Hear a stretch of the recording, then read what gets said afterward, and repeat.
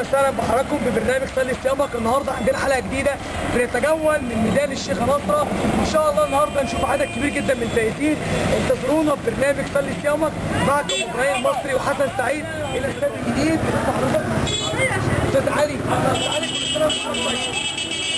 عندنا سؤال وجواب لحضرتك. سؤال جاوبتوا بتاخدوا هديه من القرآن الكريم كم مرة تقرأ فيها بسم الله الرحمن الرحيم؟ 114 اجابته مظبوطه.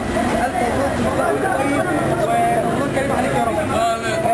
نشوفكم في الاستاد الجديد باذن الله. اسمك ايه؟ محمد صبري. انت في سنه كام يا محمد؟ في سنه 5؟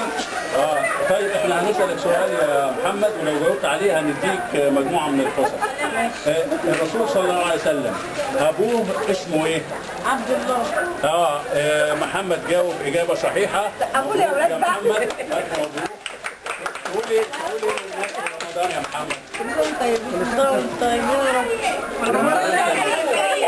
ده عم تتلجج على فكره.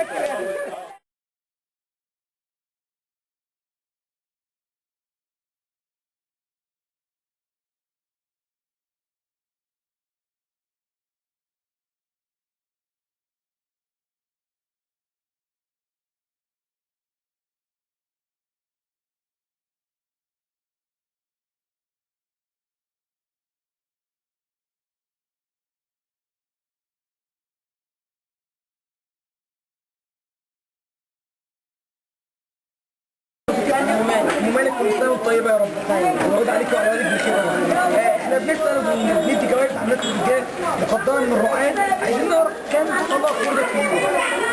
5 صلوات. اجابه ام مالك صح. الف مبروك ام مالك. كل سنه وحضرتك طيبه، وان شاء الله نتمنى نشوف حضرتك في الاسئله الثانيه وتجاوب.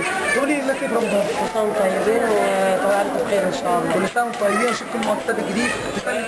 معانا بقى احد المتسابقات حضرتك ان شاء الله ام محمد. كل سنه وحضرتك طيبه ورمضان كريم عليك يا باشا. ام محمد احنا بنسال سؤال ولو حضرتك جاوبت الاجابه صح بيديك جايزه. احنا بنسال بنقول صلاه المغرب كم ركعه؟